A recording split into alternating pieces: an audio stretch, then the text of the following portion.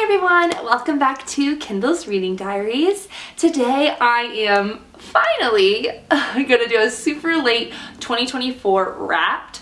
I already have a pretty in-depth mid-year wrapped during 2024, so what I think I'm gonna do is just quickly go over those. I will link the video above if you were really curious about more my thoughts and me talking about the book just in general more, but for this video I'm not wanting to do all 48 books I've read. So let's get started. Like, I was like, am I missing something? Just did something for me. I'm pretty sure this is a car wreck one. So I actually thought I was gonna love this book. And I didn't. My goal for 2024 was to read 50 books.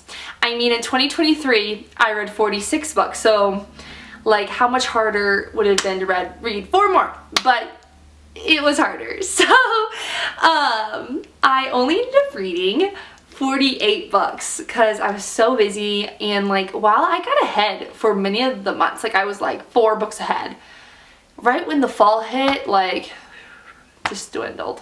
It dwindled, and I had months, really hard months, like where I didn't read anything. So here are these 48 books and my thoughts on them. Okay, so the first book I read last year was Twilight. I reread Twilight every single year, that one book at least, but this last year I was able to read all 4 over again. So I read Twilight, New Moon, Eclipse, and Breaking Dawn. My overall stars for those books is like 4.5 stars to 5 stars. I love those books. Those books were like my childhood. The movies were my childhood. So Twilight and New Moon are 5-star reads for me. Eclipse is a 4-star, and Breaking Dawn is 3 stars. And then I read Powerless, and I know everyone's talking about, there's a debate with Powerless, and I won't get into it, but I did like it. I thought it was a 4 out of 5 stars. Can't say that about the rest of the series. Got some DNFs. Got me into a slump. Probably the reason why I didn't get to 50 books. Just kidding. Kind of. I gave a 4 out of 5 stars because I really liked it. I do think it's very similar to other books. However, like, I just like reading just to have fun, and as long as it's not like full on copying, then I mean, I will enjoy it. So, and then if something comes out later, something comes out later, but for the time, I liked it.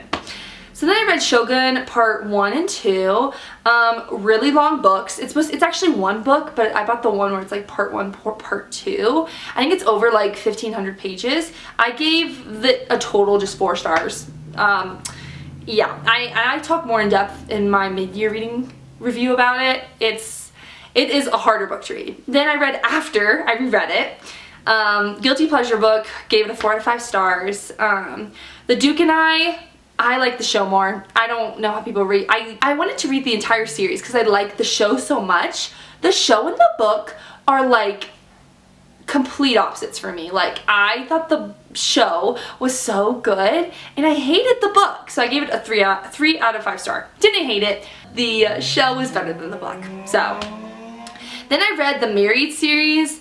It's just, I went through a slump during this point, so I try to read anything that would get me out of it, and I actually think I listened to the audiobooks for most of these.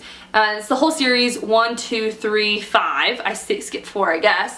And the audiobooks on YouTube, and for all of them. And the series overall is about like 3 stars. Icebreaker was a shocker. That's next book. I actually thought I was gonna love this book. And I didn't. I gave it a 3 out of 5 stars. I honestly think it's a book that I'll like better on the reread. I just have no desire to reread it. Does that make sense? So, I mean, if you're wanting something entertaining, I'd read it. But I feel like, from what I remember, it was hard to get through. Like, it just wasn't as interesting throughout the entire book. Like, I was expecting like an Elle Kennedy, like, off-campus series, like fast-paced, like I could binge it in a night, and I think it took me like what is that, 15 days to finish that, which is crazy. Then I read Fourth Wing. Fourth Wing got me out of whatever slump I was in, because I was in a slump. Honestly, loved the first one, and I did not like the second one. I do not know what people thought about. I mean, I'll get to it. I'll talk about it more in here. But the first one, loved, obsessed with. Such a great start to a series. Happy Place, my favorite book of all time. Like, I've come to the conclusion that it is my favorite book of all time. Like, I in the mid-year review, I was like, oh, it's stuck between Fourth Wing and da da da da. Nope. Happy Place, like, it was a book that could not get out of my mind after. 5 stars. Like, it was a good reading month. Then I read Powerful, which I rated a 3 out of 5 stars. And some people really like this book. It's a novella.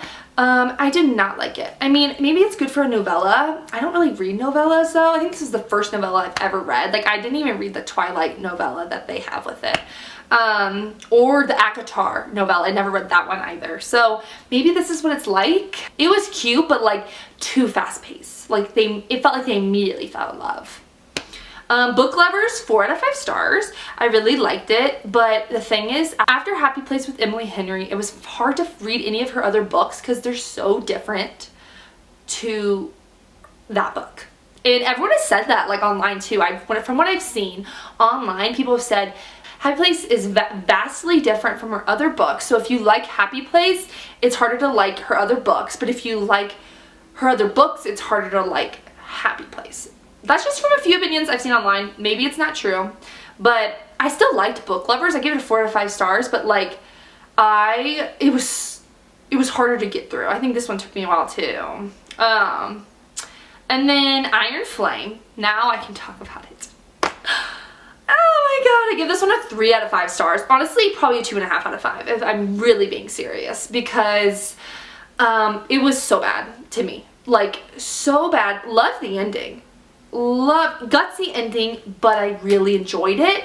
Such a slow book, and everyone who gave it like a high rating, I was so like confused about. Like, I was like, am I missing something?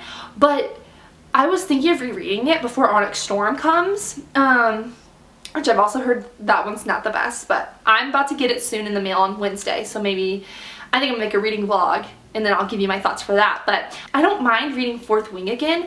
The thought of reading Iron Flame again just makes me feel like I'm going to go into a slump, even if me thinking about it. That's how like slow that book was for me. Anyways, The Red Palace, I gave it a 4 out of 5 stars. This is a book that like I don't feel like a lot of people talk about or ever read, and it's a YA mystery thriller, and it was so good. I feel like it's a book like everyone should read, like if you like mysteries and thrillers but want something different. So then I read Just for the Summer. I gave it a 5 stars. So this is why I think Happy Place is like 6 stars or 7 or 8 or 9 in my head, because like Just for the Summer was so good, but still like there's a gap between Happy Place and Just for the Summer. Maybe my new review should be 1 star, 2 star, 3 star, 4 star, 5 star Happy Place, because that's what it's feeling like. This is like a 5 star, not Happy Place though. Then I read Crush. It's the Crave series. There's a lot of drama going on with the series right now that I won't get into. I gave it a 4 star. I actually wanted to finish the series, but like, I don't know. After this book, I read this one in June, about June. I have not picked up the next one. I reread ACOTAR in a Court of Mist and Fury. I really liked it. The reread was just as good as actually reading it. I feel like on the rereads you pick things up that you didn't notice before, if that makes sense. Because you're like less focused on seeing what happens to the characters, because you already kind of know, and you're more interested, or you also become more interested in the other surrounding plot that's occurring. So I think it was really cool to reread it. It was the first time I've ever reread it. Then I read Unravel Me, and I gave this a 4 star. I said this in my mid-year review, but I'll say it again. If you read Shatter Me and you like don't really like it, like me, I did not like it when I read it. If you don't like the first book, still read the second and then make your judgment, because the second book was so much better to me. So I gave this one a 4 out of 5 stars. I think Shatter Me was like a 3 or 3.5. I don't know. I need to reread it. Then I read Better Than the Movies, which is another 5 star. This one was so good to me. I was like giggling and kicking my feet. It was that good. If you're like into like cutesy YA, I would definitely check this book out. 5 out of 5 stars. Then I read Ignite Me, which is, I gave a 4 out of 5 stars again. I still think I liked Unravel Me a little better, but this one was still good. I got on this flow with reading these, and then I haven't picked up another one since then, so I definitely think I'm going to try to finish the series this year. Okay, now we're going to the books that weren't covered in the mid-year review. So this one I did cover again though, this first one, because I made a video because the movie was coming out. It Ends With Us by Colleen Hoover. I decided to reread this book before I watched the movie. Initially, I think I rated this book back in like 2020, 2021, like a 4 out of 5 stars. And this raised to a 5 out of 5 star with me since. I don't know what it was. I really did enjoy it. And I know a lot of people love to hate on Colleen Hoover, but like, it's a book, it's entertaining, and I connected with it. So then I read Dixon Rule by Elle Kennedy. So I gave this one a 4 out of 5 stars. I am super excited about this series. The new book for this comes out in 2025 soon. It's either February or March, I thought. While I did like this book a lot, I liked the Graham Effect better. Then there's the Dixon Rule, and the next one is called The Charlie Method. I really liked this book. I got it through it, I feel like, pretty quick. And Elle Kennedy's books, like, if you like one of them, you're gonna like all of them.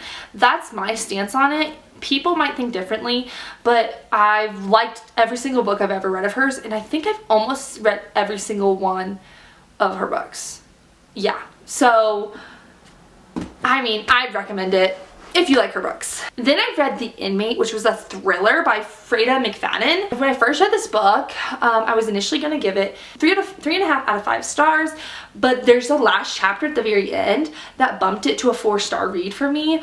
It was really good. I read it, yeah, in a day. If I can read a thriller in a day, to me, it's a good book. When I pick up a thriller, I want to sit down and finish it in the same day. That's me. If you're the same way, I would pick up this book. I mean, I did finish it in a day. So I did what I asked. But yeah, it's literally about this girl. She goes back to her hometown, and it's the hometown where something happened with her and her boyfriend during high school, so then he got sent to prison and she moved away, and it's her first time back with her son, and she's a single mom, and she's trying to like reacclimate herself in this town, and then like all these questions come up about her past, and she's like wondering like, oh my gosh, did I put the right person in jail? And she starts questioning her decision about putting her ex-boyfriend in jail. And like, it's a mystery about like what really happened that night. Really good. Then I read Once Upon a Broken Heart. My camera's about to die, so we'll see if I can make it through. I really like this book. I gave it a 4 out of 5 stars, and I didn't read Caraval before this book. I didn't read Caraval before this book, and I'm reading Caraval now, and it makes me want to reread this book, because you're supposed to read the Caraval series, then read this book. I mean, you don't have to, but like, you figure out things in Caraval that are like useful to know for this series. So 4 out of 5 stars. It was really cute, and I recommend. Then I read Collision. I gave it a 3 out of 5 stars. I'm pretty sure this is a car wreck one. It's been a while, and it was one of these books like I just needed to like read to get, like, I felt myself getting into a slump, so I read it to get out of it. Ooh, and I thought this book was a standalone, and it wasn't, and there's another book, but I just read the first one, and it ends on like kind of a cliffhanger, and I was like, well, it did its job, and I was done with it, is how I kind of felt with that book.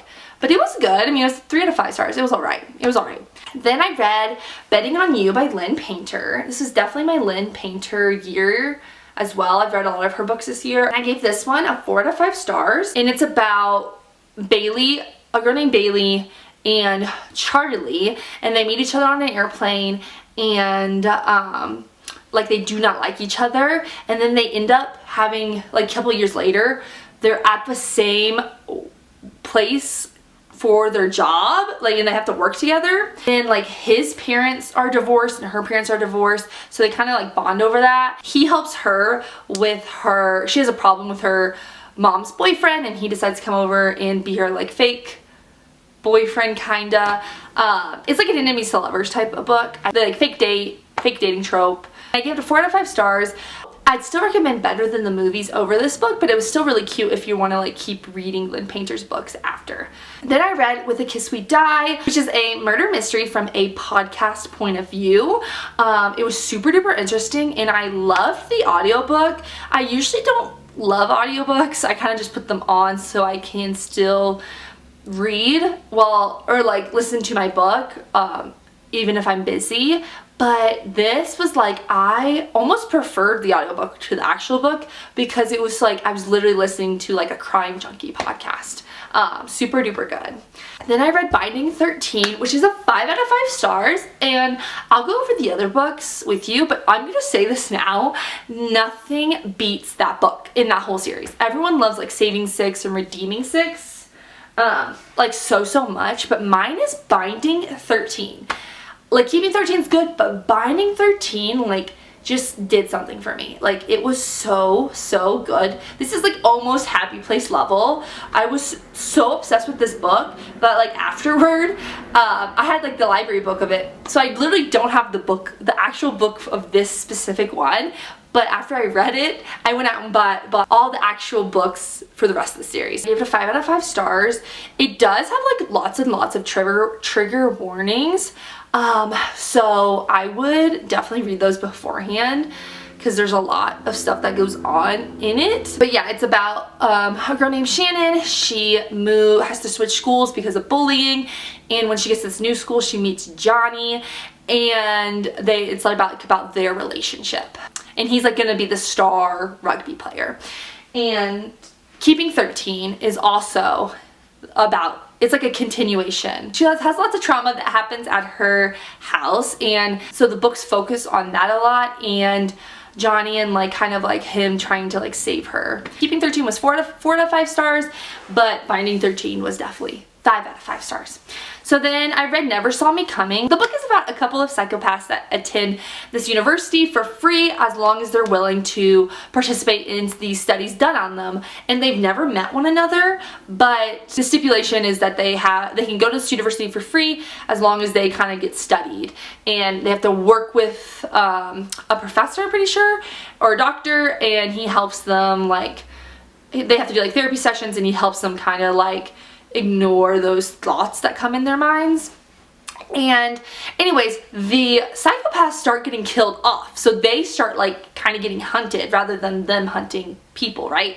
And so the book made it seem like it was from this one girl's point of view. Like, even if you read the description, it says like her name's Chloe, and it makes it seem like it's just from her point of view, but the book is from like at least I think 3 of the psychopaths' point of view. So I don't like how they wrote the description, and when I got the book I really thought it was just going to be her point of view, but it wasn't. And I usually don't like changing point of view books. They're like not my favorite. But this one was still good. I gave it a 4 out of 5 stars. It's by Vera Kurian, and if you're interested in all of that type of concept, I would look it up and look more into it and check it out. But yeah, I did really like it. It's just when I first was reading it, it kind of threw me off because I was expecting something else than what I got, if that makes sense. Then I read The Wilderness Girls by Madeline Claire Franklin. I think I gave this book about like 4 out of 5 stars. It's about these girls that are found in the wilderness by this girl named Ree, and they were told that their like long lost sister would find them in the woods, would be the one to find them. So they immediately like take to Ree, but they won't talk to anyone else, and they're like feral. And so Ree tries to like acclimate them back into the real world, but they were raised being told that they were like all these like, I think, lost princesses, and that their like goal in life was to unite the kingdoms back together. And so when they're in this world, when they're on Earth, they think like this is just another kingdom they're supposed to unite, right? That's the person who raised them, known as Mother, even though it's a man, told them like they're supposed to unite all the kingdoms. So they're like seriously like focused on this even when they go into the psych ward. They still believe this until one of the girls' mother shows up, like her real mother, and she has a twin sister that looks just like her. So then the girls start getting put into foster care and like different homes, and they all have different experiences, and they start questioning like what they experienced, like just some lunatic man, or was it actually true, and that this world is just kind of like not corrupting them but making them confused. And Ree like is the main girl, and she has to try to like talk with the girls and acclimate them back into the real world, but she's kind of starts believing the prophecy too. So it was really interesting. I've never read a book like it, so if that interests you, I would definitely check it out. Then I read Saving Six by Chloe Walsh. Everyone like has hyped this one up the most. This is from Joey's point of view. This is from Shannon's older brother's point of view. And it's about him and Aoife, which is his girlfriend, his like longtime girlfriend. And it's about like how they met and like everything that happens and everything they endure together as a couple. Continues on in Redeeming Six. I gave both of these a 4 out of 5 star. I did really like the books, and I thought the story was interesting, but it just didn't like, I just didn't connect with them two together as much, because I mean, if I was Aoife, I probably would have left him a long time ago, while in Shannon's case, like I could see it more, like with these books, like what they had to deal with together and like what he put her through and stuff, I couldn't, and so it just didn't get me as much as the other books did. I still give it a 4 out of 5 stars because I still was very entertained, and I still liked them together, and I liked how it ended, but they're just not my favorite. They're just not my favorite couple. So my camera died, but I'm back. Then I read The Do-Over by Lynn Painter. It was a 3 out of 5 star book. It's about a girl named Emily, and every day she keeps reliving the same day over and over and over. I'm pretty sure it's her and her boyfriend's Valentine's Day, sorry. It's Valentine's Day that keeps going over and over and over again. And like all these terrible things happen the first day, and it keeps going over and over and over again. And every single day she keeps getting in this car accident with the guy named Nick, and she gets in the car accident with every single day, and it kind of just shows how it progresses on and on and on. It wasn't my favorite by her, but it was a fun read. I definitely would recommend it if you want something like cutesy, or like if you're looking for like a Valentine's Day book to read. This one was like a really cute one. Then I read A Court of Silver Flames. First time I read it, I gave it a 3 stars. It still shows up as 3 stars on my Goodreads. Here is, I read it as an ebook I think this time, but here's the hard cover of the book. I love Cassie and Nesta so much in the ACOTAR series, so this book was never like a book I really loved, because it just didn't have that, evoke the same feelings out of me that they did like in ACOWAR. I think I'll raise it to like a 3.5, 4/4. I feel like when I talk about ACOTAR, the whole series, like the first 3 books, I can always like really go in depth and talk about this. This is the second time reading it, and it was better on the reread, I will say that. But I still like struggle talking about like how I even felt like while reading it. It just kind of felt like I was reading it, if that makes sense. Then I read Caraval. I gave this one a 4 stars. This one's about a girl named Scarlett who always wanted to, like dreamed of going to Caraval growing up, and she used to always like send letters to Legend, who's the guy who runs Caraval, and one of the days he actually replies, but she's supposed to get married off to a prince, which will be very beneficial for her father, but her sister runs her off to Caraval, and this guy named Julian like offers to take them, right? She loses Tella, and she ends up having to play the game to like find her sister. That is the plot of Caraval. I'd probably give it like a 4 out of 5 stars, because it's like, it could be between 4 and 4.5, somewhere around there. I didn't think I was gonna like it before I read it, but because I liked Once Upon a Broken Heart so much, I was like, I'll read it, and I actually really did enjoy it. I really did enjoy it.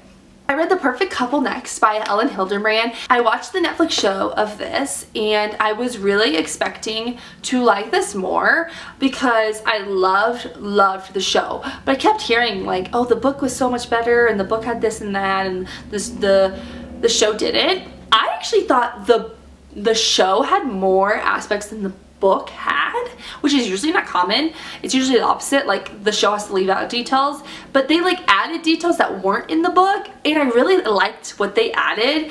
I think they even added like another sibling, and it just like, it made everything more chaotic. The book's like more vague with it, if that makes sense. I'm not spoiling it, just more vague. The ending's more vague and the show has a more concrete ending. That's what I'll say. I don't really like vague endings as much, so I like the show better. But if you like the book better, then that's good too. Last 2 books I read is Taming 7 by Chloe Walsh. I actually saw so many people online hate this book. This is about Gibbsy's story. That's Johnny's best friend. It's about him and his relationship with a girl named Claire, which is Shannon's best friend. Gibbsy and Claire were childhood best friends, and he has a lot of trauma that she had always helped him work through. He's always my favorite character.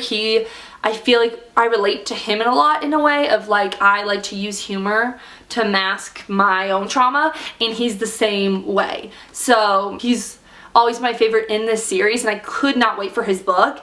And I always saw online people were like, oh, the book for his is so bad, like I don't like the book. And like my only critique of this book is I wanted more. The other ones are like 600. I don't even think this one was that long. Yeah, it was like 430. So I don't know what people are talking about when they say they don't like this book. I think it's super good, and I don't think, like, if you hear someone not like a book, I don't think you should not read it. I think you should still read it despite bad reviews, because you can be like me, or despite other people's thoughts, because you can be like me and like love the book. I don't see any issues with it. So I definitely think you should check it out, especially if you like Claire and Gibbsy. I think you'll like the book. And then the last one was a Lynn Painter book. This was Happily Never After by Lynn Painter, and I rated it a 3 out of 5 stars. I really liked the concept of it. It just wasn't my favorite, and I just thought it could have been not done better, but I think I would have liked it better if it was done differently. I think it was missing things that could have made it better. I still think it's a Lynn Painter book, and it was still very enjoyable, but it's definitely my least favorite that I've read of her so far. This one is about a girl named Sophie, and she's about to get married, and her bridesmaid hires a guy named Max, and Max objects at her wedding. Sophie needs money and likes what Max does, and Max like, oh, I could use help. Max agrees to like let her go to weddings with them, and they can like object together, and it's kind of like their story, and it talks about all the weddings that they go to and object at. That's the general vibe of the book. Honestly, I can't remember it as well because I really just, it was fun, but I didn't like love it. That's where I'm gonna end. Those were my 48 books. I hope I covered every single one. I think I did. I was going off my Goodreads, so I hope I didn't miss anything. Thank you guys so much for watching. I like to do bookish videos like this, as well as like daily or like weekly vlogs. So if you're interested in that content, please subscribe, and I will see you guys in the next video. Bye bye!